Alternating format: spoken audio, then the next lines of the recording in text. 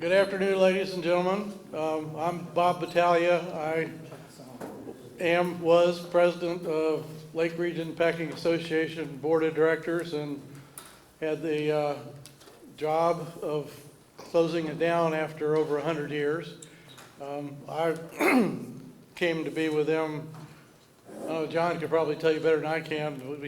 They started processing our fruit, and then I got invited to join them on the board, and we had a very good cooperative, a very good board, and I was really honored and pleased to be a part of it through its life. And fortunately here, years ago, we finally divested ourselves of our last property, which is across the street here, and they're building a parts supply store or something over there now.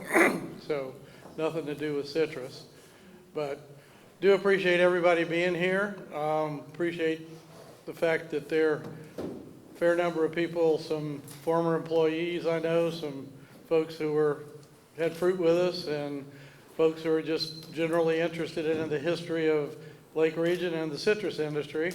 So thank you very much for coming. I hope you enjoyed your lunch, and I'm now going to turn it over to Mr. Jackson, who will move the program forward.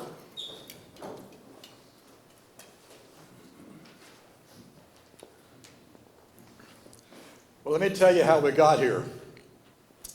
I don't know how long ago it was, but it was probably longer than I can recall.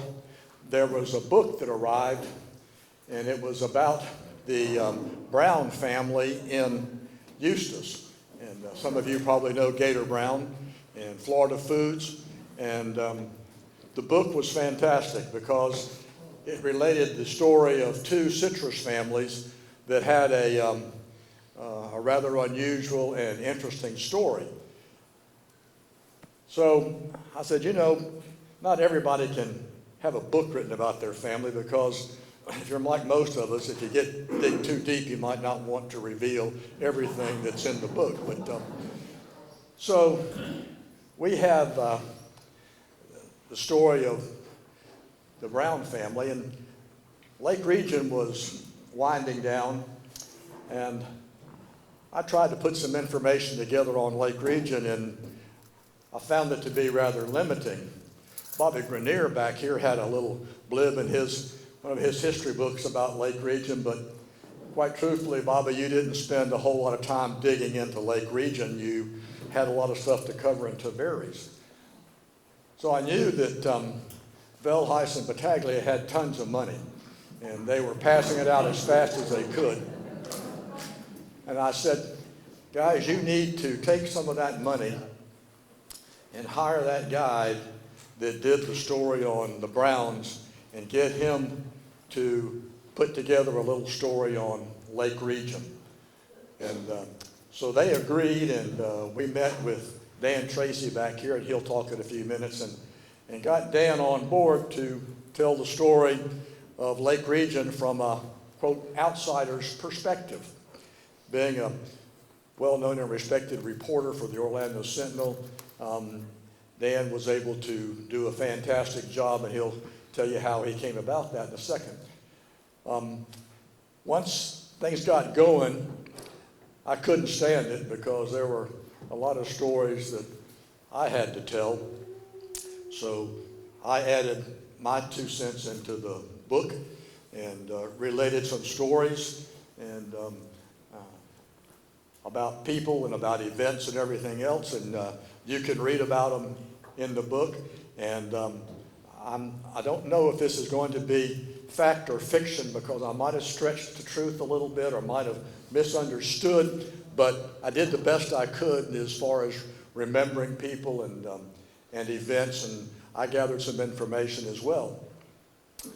And then Ray Kemp provided a couple of documents, the 50th anniversary publication, and then the one that the Tavares Citizen did, a booklet on the opening of the new packing house. And so we had some historical documents, and decided that rather than put it into a book like Dan and Gator Brown did, we were going to have this as an online book. And so it's a book that's continuing to be written. And what you'll see today is hopefully just the first part of the book, and it'll expand.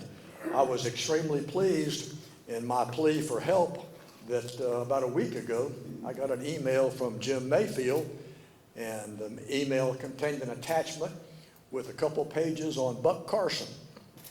So the book you have now isn't complete. We'll add Jim Mayfield's recollection of Buck Carson. So we're here because we want to tell the story of a magnificent organization, and we are hopeful that it will be an ongoing activity. I'm dying to find someone who has pictures of and can tell us about the picnic at Rock Springs. I've heard about it, but I haven't seen anything, and so we need to get some stories about the picnic at Rock Springs.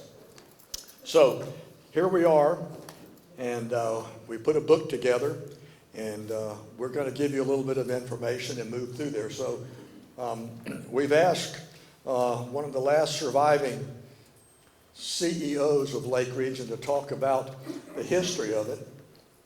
And John Velheis has an illustrious background. He grew up in the citrus business in a unique way, in that his dad was a well-known researcher with the U.S. Department of Agriculture.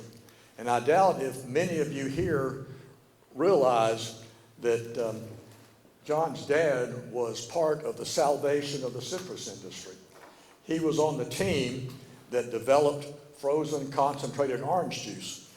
And without getting into all the details of the story, we finally got Matthew Velheis into the Florida Citrus Hall of Fame and the recognition that he deserved. So one of his greatest accomplishments was a kid that was always asking questions, always getting into trouble, and ended up at Lake Region, started out as a harvesting manager and ended up as a CEO. And so now he's going to come tell you the history in 5 words or less of this horse. Come on, Velheis. And by the way, when we were planning this event, I told him, you've cooked millions of meals, you don't need to do it again. But he wouldn't relent. And so you can't have a Lake Region meal without him cooking in some manner, shape, or form. So he is not only the CEO, he is the CHEF. Thank you, John. I'm going to briefly start by saying it's been a privilege to even have worked here. It's a tough business trying to start harvesting fruit and to selectively please everybody at the company. You know, either the fruit was too big or it was too small. Some of it was rotten. It was all my fault. So it was a challenging operation. You know, it was late. It was old. It was too green. It was too something. You know, so it was a challenging experience to go forth. So let's start back from what I know about to begin with. I'll make this short, and I want you all to dream up some questions and ask them. I want to make it as short as I can. But the best we can tell, there was a real estate guy who told me that the first of the properties on the lake were small little bits of maybe as many as 7 that made up our last 10 acres of land at Lake Region. But the first was bought somewhere around 1904. But they really didn't get it all together. The laws were changing. The United States was maturing, and so the first documents that we got is when everybody was incorporated in 1909. When you go around looking at other companies all over the country, you find 1909 is a magic date.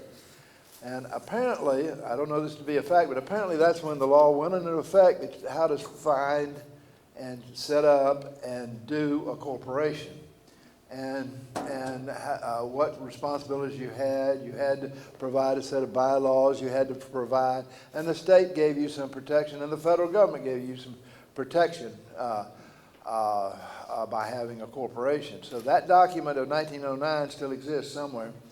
It was in my file, in a file cabinet, but it has disappeared. But I've got 1910 the original thing with the governor's seal on a piece of wax, a great big old piece of paper, you know, with a little blue ribbon on it.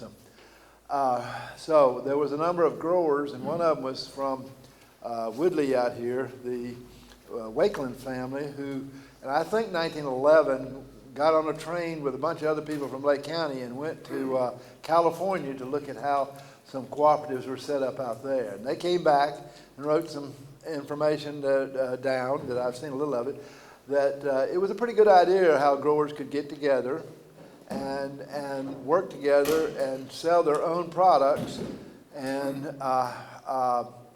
be able to work together. Well, Sherman Antitrust kind of messed with that a little bit, so it was a while before they straightened out what's it called, fixing prices. So it moved along. Lake Region was there. We were one of the founding members, I think, I'm going to ask and find out, of Seal Sweet. But we moved forward. We first of all sold our own fruit, and then as Seal Sweet was put together, it sold the fruit for a number of different packing houses and had their own brands and this and that. So as we move forward, over the years, there have been freezes, there's been hard times, there's been a depression, there's been a bank failures, but somehow or other we've worked through it. And one of the neatest things I found was a letter from Mr. Pravat to the board explaining that the banks had all closed, but he was on the board of the Bank of Tavares, and not to worry because he could get money when other people couldn't.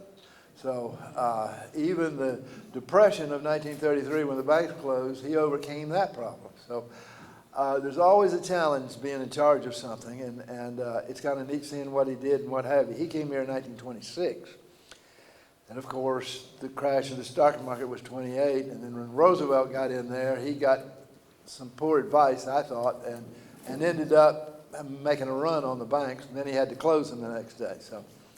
So we survived all that. You can see where we came through some of all that hard time. But Mr. Pravat was with us until 1971 from 1926. And then Willie Wintersdorf, Don Kemp took over for 2.5 years, 3 years, and then Willie, and then me. But it has, just like today, everything has always been in change. There's been new products found. There's new ideas as how to do it. There's been new varieties. There's been new everything.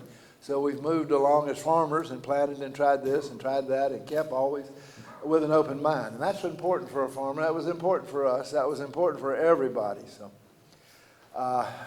going back to 33, there was and I forget the name of the act, but there was an act made, Roosevelt backed it, to set up the cooperatives such that they could take pure growers like we are, pure growers, and get together and not quite set prices, but discuss prices. So that was a big step in cooperative sort of things. You were protected in a large degree. Price fixing is still not the right thing to do morally, but it's legally not the right thing to do. But anyway, so we've had a free economy, and we've survived all kinds of difficulties.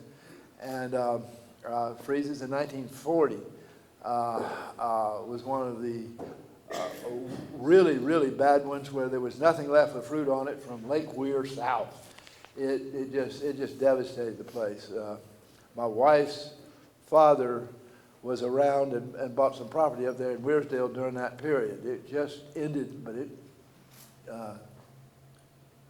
okay, it died, did it? Okay. So onward we go. 57 was a horrible year for freezing. It didn't freeze like it did in 1940 with a blow. It was 5 separate, slow, no wind frosts, real severe, 5 times in that year. And it just boogered up the trees badly.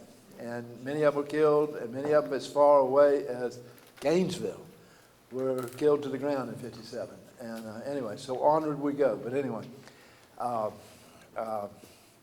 so in 1971, Mr. Pravat retired, and not much had changed. I mean, we still, and when we gave up, the only thing that got us was screening. We've been through all kinds, and so In '85, we had a pretty bad freeze. And then again, the next year, which we called it, '83, we had a bad freeze. And the next year, just a little over a year later, that we called it the freeze of '85, we had another one. So we took off down south and started buying fruit or trying to coerce people into coming with us. But fruit got so valuable down there. It's the first time in a long time that the pound of solids got over $1 a pound. You know, you could find $10 boxes, $10 fruit on the tree. You know, so I enjoyed being down there in LaBelle, and people down there would come back and see me and says, "Y'all are not going to plant up there, are you?" I said, "Don't worry about it. You know, our trees are deciduous. They're used to these freezes. They lose their tree leaves and come right back, just like an oak tree." And pretty much it did. And they didn't understand what I was talking about. They'd go, boop, turn around, walk off. You know, they thought I was crazy. But anyway, so we weathered a lot of things, a lot of storms, a lot of hurricanes, a lot of diseases, nematodes, Tavares, which was a virus. We figured a way around all these things. Canker, which is a bacteria. We figured out ways around all that. But this little greening thing, we couldn't figure out any way of doing it. I was on the Research Advisory Council down in Lakeland, and from the very beginning of it, I was on it before we discovered greening. But anyway, we spent with salaries, with grants, with university buildings, with university retirement plans, with university of all kinds of experts, super taxes on growers, all kinds of things, liquidating. Many companies had to liquidate some of their properties to try to stay in the business. But we spent over $1 billion, counting all of that, on research trying to figure out a way to survive greening. It didn't happen. There are some little tiny lights down the hallway that might amount to something. We'll get to those in a little bit. But anyway, there's been a bunch of real fine people. And Lake Region has been people that have been with us for a long, long time. Many of them aren't here today, but when we sold the property, I had an opportunity to go back and to all of the equity holders that had not been satisfied. And that went back all the way into the early 60s. And Marie Fox and I sat in an office for 2 years trying to find these people and or their heirs. And there were a bunch of fine people. I can just go on and on. I mentioned Buck Carson a few minutes ago, but the list is so long, hundreds and hundreds of people that all got together and they all worked together. But so we, excuse me, so we put everything on the market.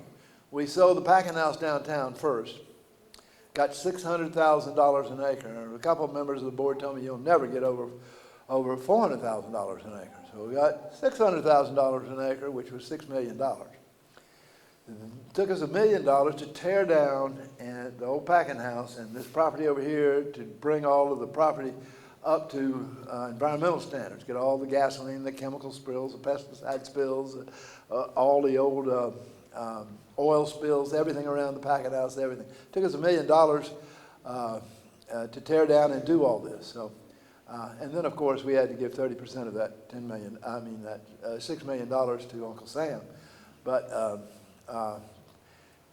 Marie and I looked on the internet. It was just beginning to become a big value. We looked all over all kinds of obituary records in every newspaper we could find that had one of our growers living in it. We were able to find over 91% of the people. We returned 95% of the money to the heirs. Some of it was less than $300, and we didn't bother too long or too hard because we knew that it would take the whole family to McDonald's maybe twice, if they only had a little bit of equity. But if you had with $250 worth of equity, that isn't very much, So there's usually the second, third, and fourth generations in some of these we found. We found a bunch of them. Some of them were hiding. That was fun, because I think I found all those people that were hiding. They couldn't hide. They couldn't hide. One doctor over in Merritt Island, when I finally got him on the phone, he said, "How'd you find me?" I said, Doc, you always said you liked Merritt Island, and I knew you had to be on Merritt Island somewhere. and your wife applied for business license for boutique, and your wife had a very strange first name, and there it was, jumped right off the page at me. I said, I got him now. I got his phone number too. Anyway, but it took us 2 years, and I put all, excuse me, I'll back up. I put all of the documents on my right-hand corner of my desk of people I couldn't find, and every now and then I'd go through them and keep working on them and keep working on them. But we did it. We did it, and I'm proud of Marie and all of you all that got some. And then there was the last group. The last group is in our bylaws, and I don't really talk about this in public, but the last group is the group that still was producing fruit. They're treated differently in our bylaws. We did it exactly as the bylaws said. Upwards of 65% of cooperatives in the United States have bylaws similar to ours. So I knew it wasn't something that hadn't been challenged or something. Our CPAs were good to us and explained things to it. But anyway, so that last group, I called it the booty group, the ones that got the extra money, the profit more and above what the equity was. So the equity owners got just the equity as the bylaws said, but there was leftover money. So we made 4 different payments to that group. And we now have no land, no bills, no encumbrances of any way, shape, or form. We owe nobody nothing, and we have no money in the bank account. The only asset we have left that belongs to Lake Region is this bowl of glass fruit. This is all that's left. We do have to file the last income tax form with zeros on it, but that's out in the middle of the board table in the boardroom. We even got rid of the board table, you know. That's all that's left. But I'm here to answer questions, not to preach to you. I don't want to take up a lot of time, but I'm available. I know a bunch. I know some of the people may be missing. I still have some file folders that I'm going to go through. I'm going to keep some of the stuff, but the attorneys that we deal with told me I had to destroy most of what we had because we didn't want to leave open any sort of argument among people, but we did exactly as it said. We can prove that. But anyway, so I've enjoyed working with people like this, like John High, like Bob Fox and Willie Wintersdorf, and just on and on and on. They go with Lake Region and out on the street, all the growers. It's been a pleasure. And again, I just had my 80th birthday, and I'm here to help you. If anybody wants to know anything, you're welcome. I'll open the floor now, or you want to call me at home, don't hesitate. I can get you can have my phone number anytime you want, my cell phone. So. Consider a table they can add. Say again? And I need to point out that if you have a question, it doesn't have to be about Lake Region. I mean, if you're worrying about cancer research that's being done in Idaho, he can tell you. If you'd like to know about the movement of electric cars into the society, John can tell you. I'll tell this, and at first when you meet John, you think he's a know-it-all. And then after you know John for a while, you know he's a know-it-all. He knows everything there is, and I'm not saying that in a negative way. So we won't elaborate on your personality anymore, Mr. Velheis. So what is Lake Region from a outsider's perspective? So Dan, come up here and tell us what you did and what you learned about Lake Region, and we'll take 180 degrees and look a little bit different. He was real close, and you weren't close at all. Well, I want to thank everybody that worked with me, John, and several people that I see here that I interviewed.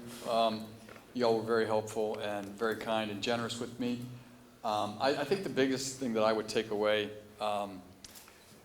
from this organization is that, and it's been said a bunch of times, it was a big family, and that's very rare, I think, especially now, but I think even back then, I think the close, tight-knit of the group is unusual for that time or for any time. And that was probably the biggest thing I took away from it, is that you guys just worked together, worked hard, and you all had a common goal, and you had a lot of fun doing it. And again, that's very uncommon and unusual too. as far as what I did was, basically what I've been doing most of my life. It's just asking questions, taking notes, and then putting it down on a piece of paper and rewriting it about 100 times. And then hopefully it comes out as well as it does. And it did. It was, like I said, a lot of very nice people I met here, and I can see why you guys have enjoyed working together, and why you like to talk about it and reminisce, because you all had something special. And, that's, like I said, it's an uncommon thing, and you should enjoy it and treasure it, because you guys had the real deal. So I'm more of a writer than a speaker, so I'm going to keep it at that. And thank you for your time, and I really appreciate John and everybody else for helping me on this, and it was a lot of fun for me. So thank you.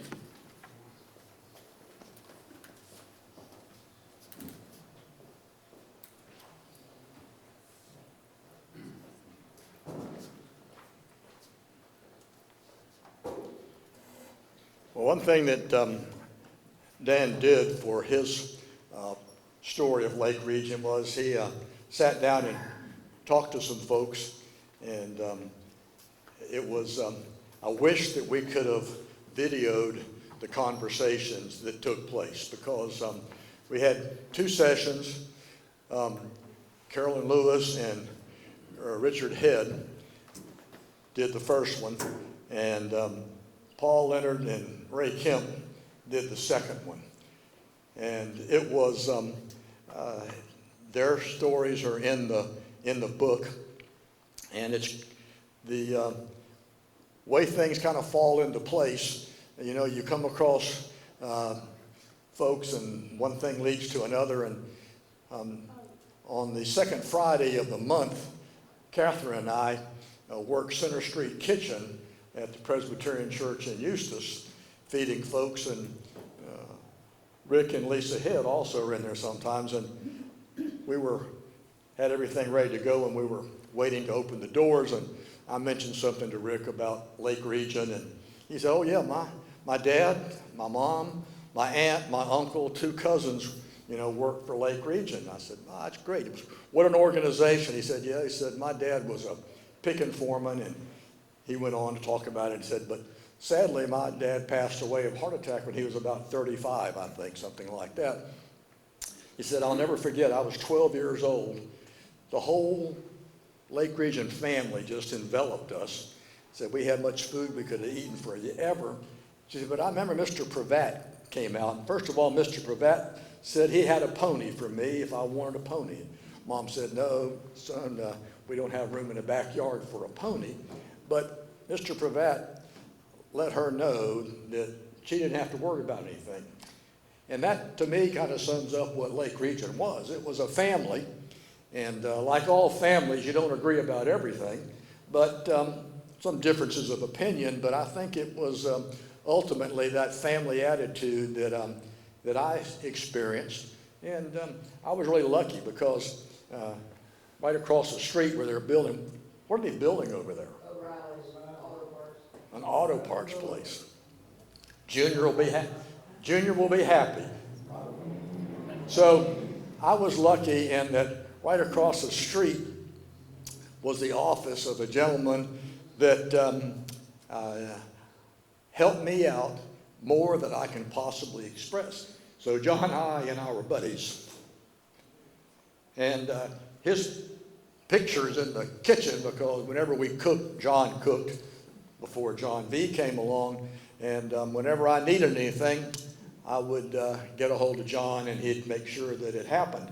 And as I look back from my perspective, there are so many stories that unfolded, and little ones like the nurse. I don't know of any other co-op that had a nurse. And there was a researcher in Lake Alpha by the name of, I'll think of his name in a second. You've earned the right. Who? You've earned the right. Yeah. Herb Nick. And Herb was a toxicologist, and Herb was looking for information on pesticide exposure. So Lake Region was probably one of the only organizations that implemented a very rigorous program of testing all of their spray applicators for Herb can elaborate on cholinesterase, depression, and all this. Yeah, so it was very elaborate, very protective, and I think they found out that one source of infection was shoes and your tennis shoes you were wearing, so they washed everything, including the hats and shoes and so forth.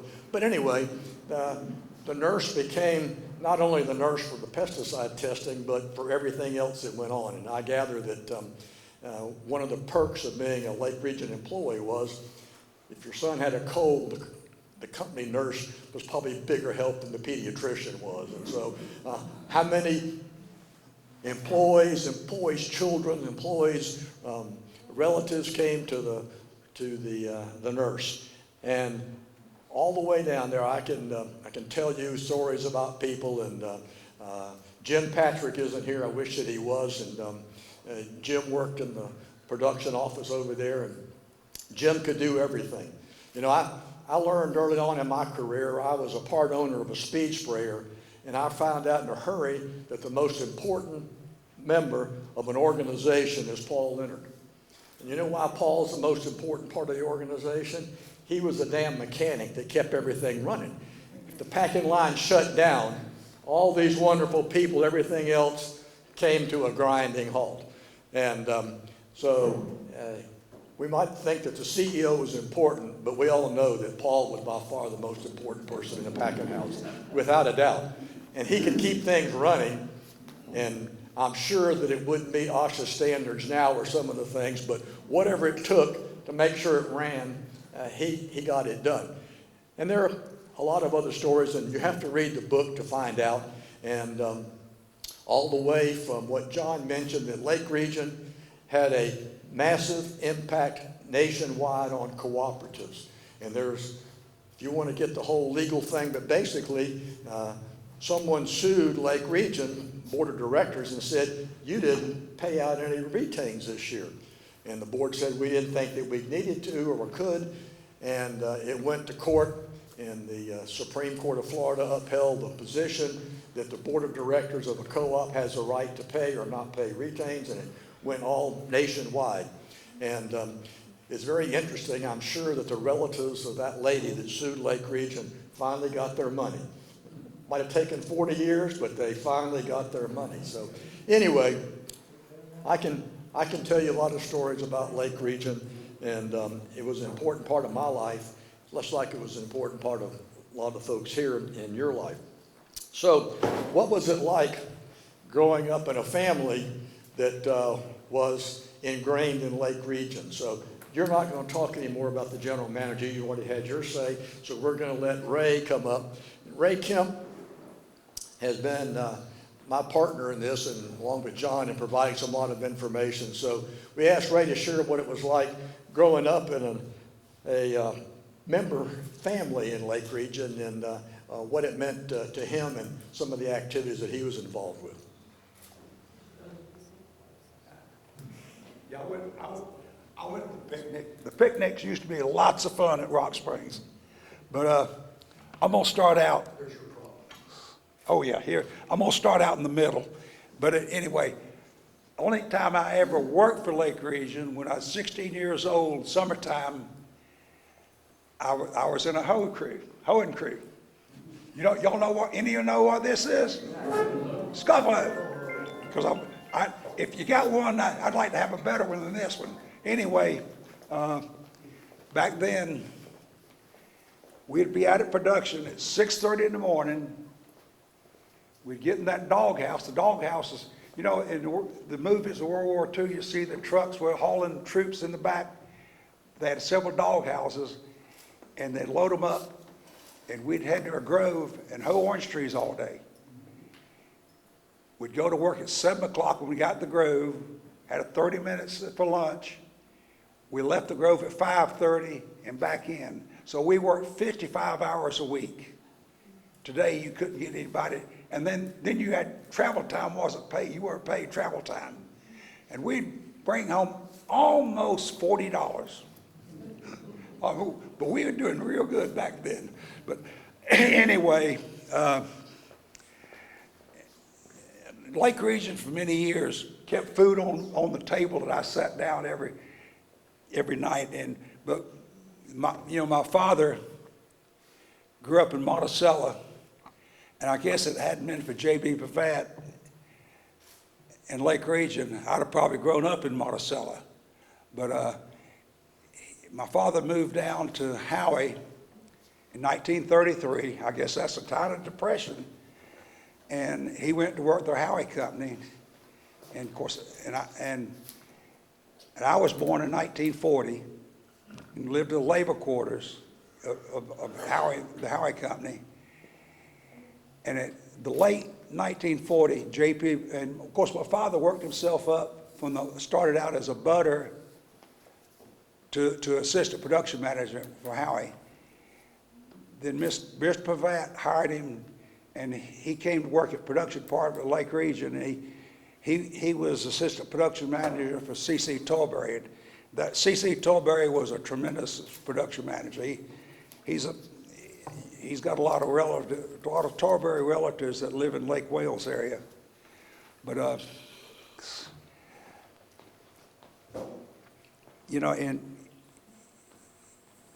and let's see, excuse me. Anyway,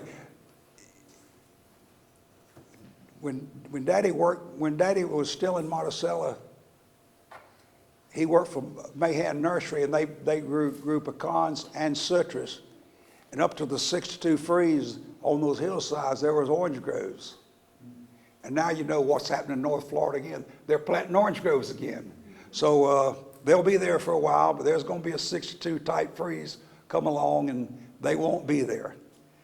But anyway, Lake Region started really growing in the 40s. And because my father, the first grove he had, he cleared the land, planted a long staple of cotton, then he planted grapefruit. And then in the 50s, Lake County became the biggest watermelon producing county in the state of Florida. So you could get a watermelon grower to come clear your land, and then you would plant grove after he finished raising his watermelons. So, but in my class at Tavares High School, we had 47, which is the biggest class the school had ever had. And of course, this is product of Lake Region. We had 9 of our class members, I know at least, I've counted 9, maybe some more, their parents worked for Lake Region. Then you got and probably half the class, they got a lot of their money for like the barber, the drugstore, the lumber supply guy, the clothing store. Their family was a member of our class. So Lake Region was the money source for most of our class members in high school. Lake Region, another thing, when it come to Dr. Koo from Lake Alfred Experience Station, he did a lot of his irrigation work. This is irrigating through perforated pipe, but he did a lot of his irrigation research up here with Lake Region. And they did a lot of hedging and topping research up here at Lake Region. So Lake Region was very progressive all down through the years. Lake Region had a fertilizer plant at the packing house downtown. Then they moved the fertilizer plant right down across the road here. And there's a picture over here of a dump truck. It's 3 compartments. And they'd fill that dump truck up with fertilizer, and then they'd take it out to the Mikey spreader at the Grove and dump, and they'd have 3 different times to dump that. And Lake Region had 2 dump trucks. So Lake Region was probably one of the first companies in the state of Florida to have fertilizer out in the groves bulk, not bag fertilizer. So that's another thing that shows how progressive Lake Region was. But anyway, my father was kind of very lucky. he worked himself up to the position. John, I guess you were just general manager, right? When J.B. Pratt and my father both were listed as president, and of course, I guess they changed that title where it should be, the general manager, and let the president be from the board, which should have been back then. But anyway, I guess one thing I gotta commend J.B. Pratt. The first grove I ever bought was a 5-acre block, half grapefruit, half lynches. And I put my 29% down or whatever we had to, went to production credit, got a loan for 7 years to pay it off. And I wanted to put it in Lake Region, but I went to Mr. Pratt, I says, listen, I'd like to put it in Lake Region, but I can't afford to pay my production cost for a year until I start getting the fruit money. So Mr. Pratt says, I tell you what, let me sell the fruit for you, give you the money, then you can put it in Lake Region, then you'll have your money for your production costs, and you can enjoy Lake Region, and next year's crop you can get in the cycle. And of course, that's how I got in Lake Region. But, so JB, he was a sharp guy, very sharp guy. I mean, you know, how many people had to do something like that? But I certainly appreciate the guy. Okay, I think that's all I know. Oh, I want to say one thing for John. Lake Region paying out the retains and everything they paid out. Just mental note, how many co-ops in this area paid zero? Lake Region has always had good management. And John, you were one of them.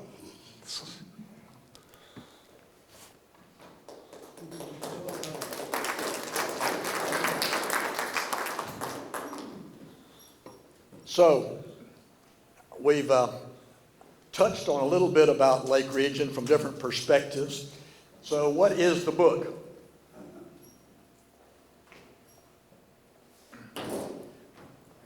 A large number of you here have smartphones, I'm sure. Took me a while to figure it out. So everybody, we're all together, go to the internet on your phone. And if you got one of these cards in the back, it tells you an address to go to. And I'll tell you how you got these cards, because about a year ago, we went on a plan to tell the story of Lake County citrus, and we put crate label signs, just like this one, in 13 different locations in Lake County, and they have a QR code. Are you impressed, Marie? I know what a QR code is now. It's that little thing at the bottom that has all these little lines on it, on the sign, and it takes you to a website. So the website looks like this: the history of Lake County citrus. Phil Cross's daughter-in-law, Lauren Cross, is our webmaster. She couldn't be here today. She has 2 home with ear infections, and so she's doing mom duty and not webmaster duty. So this is what the home page of the website looks like. So if you get there on your phone, you've done the hard work, because in the middle you see Lake Region Packing Association, and if you, this never works, right? You always screw it up. If you click on it, lo and behold, if the internet's working correctly and everything goes fine, you will have access to the book. Now, if you're not one who likes to read off the internet, you can download. That means you copy it from the internet to something that you have, a little piece of memory stick, and you can get it printed. And this is the book that Lauren had printed, and it was done at a UPS store. I'm sure that you can take the electronic version and go to your favorite location and they can print it any way you want it with a spiral binder and all kind of stuff. Bobby can probably get it printed up at his book place for $150, and he'll have a hard copy on it and everything else. So we're waiting for the online version to show up, but there it is, and it is an ongoing entity, as I talked about earlier. So if you have a story, you need to share it with me so we can put it in there. We have almost no information on B.B. Osgood, Gil Sims, Lawrence Atkinson, all these who were directors of the co-op. Would be great if you could get some information, or you had anything on that, and so we can add to it. So I have no idea, Brandon, is this thing going into Never Never Land, or do I need to reload it? Yeah, why don't you try that? Because I want to show a couple of other things.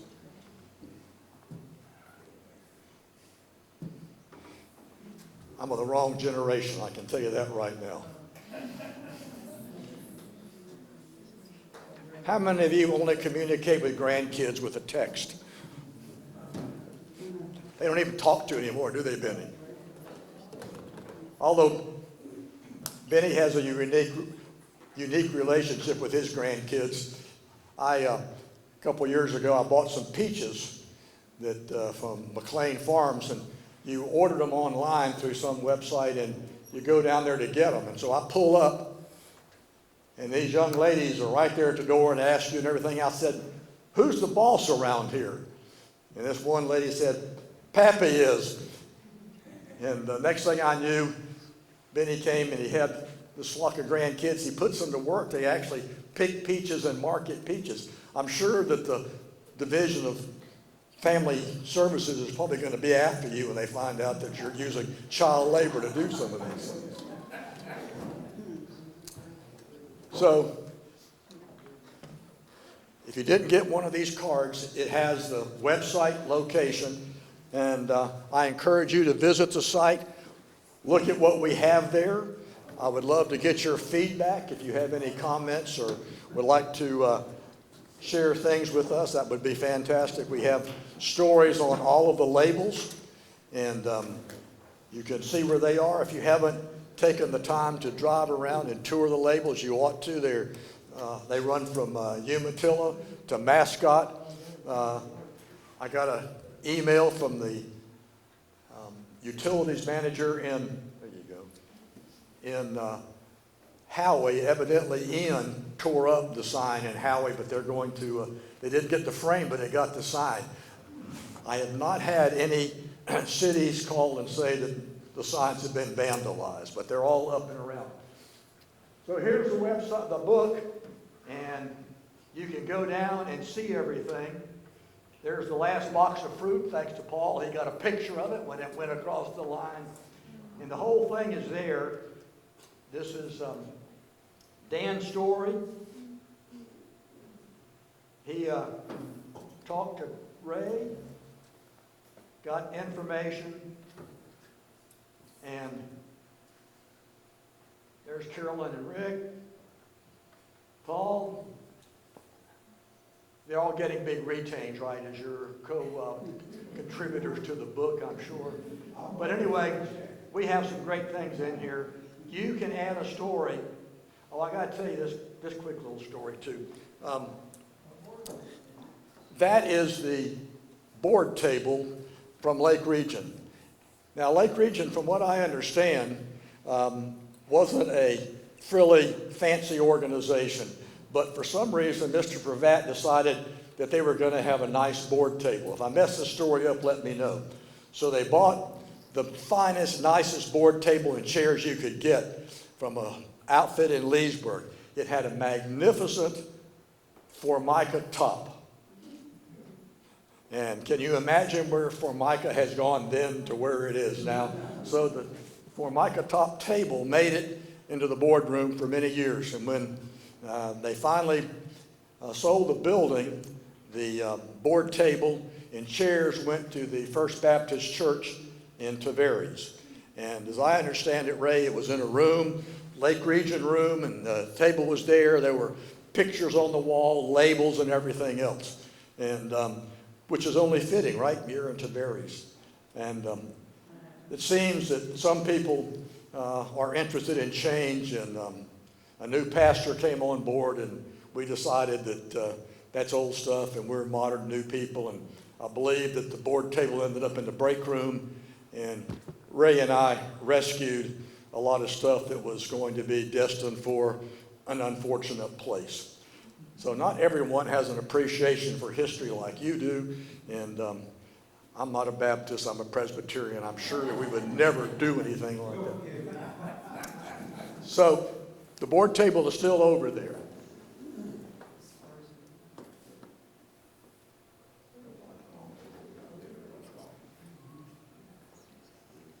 I have a few things that I had saved, and this is, that's hanging in the wall there. So we want other things like this with pictures.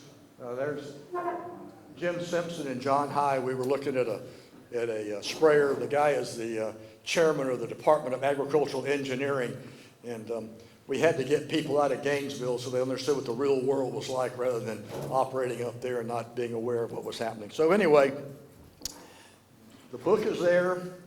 I encourage you to share this. Paul's daughter, Tina, was my #1 publicity person with the Facebook page. How many of you visited the Friends of Lake Region Facebook page? How many of you older than 50 visited the Facebook page? Well, good for you. I finally found it. My granddaughter showed me how to get to it. And then if I wanted to put something on it, I had to send it to Tina for her to put it on there, because I don't know how you do things like that. And I hope it doesn't go away, that we keep adding stuff to it. I'll be working with her. So Tina Leonard Dawson was our Facebook person, and we have the page up and going. So visit the website. There's all kind of stuff there that you can access.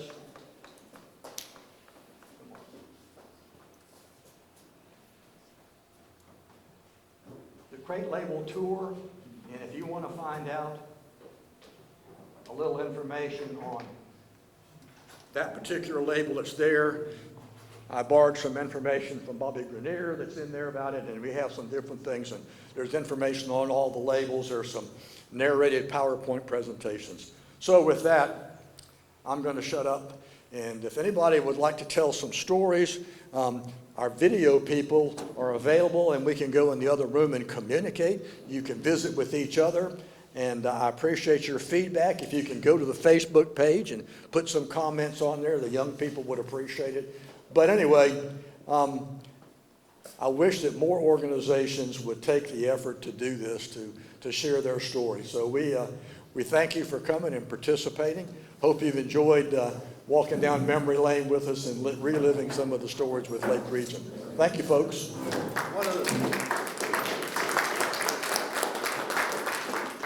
One of the things I'm determined to see done is that this put in a place in the internet that doesn't disappear.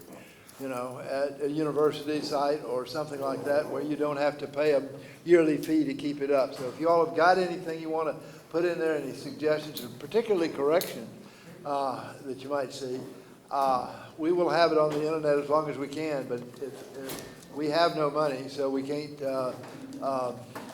keep it running out there. So it's going to have to be somewhere permanent, like the University of Florida, or Florida Southern, or something like that. But we can go from there. If I can help in any way with anything, John is the one that can get it put on there and done. But I'm determined to get it in perpetuity. Yeah, well, thank you. The Florida Citrus Hall of Fame has a relationship with Florida Southern College, and so we will get this information on Florida Southern College website in some manner, shape, or form. They don't want hard things. They don't want hose or anything, but they love paper and artifacts like that. So it will be preserved, and not only will it be preserved, it'll be archived so that it can be searchable through Google-like engines. All right. Oh, by the way, one last thing. Probably the greatest historian on citrus, and especially citrus labels in the world, is sitting right over here. And Colin Cruz has got his label books here, and I strongly encourage you to sit down a little bit and look. He can go back with labels and tell you stories on organizations and their history through citrus crate labels, and they're fascinating. And this guy has got more labels than anybody else, and he can elaborate forever on citrus crate labels. All right, we thank all of our distinguished guests and the rest of you politicians that showed up too.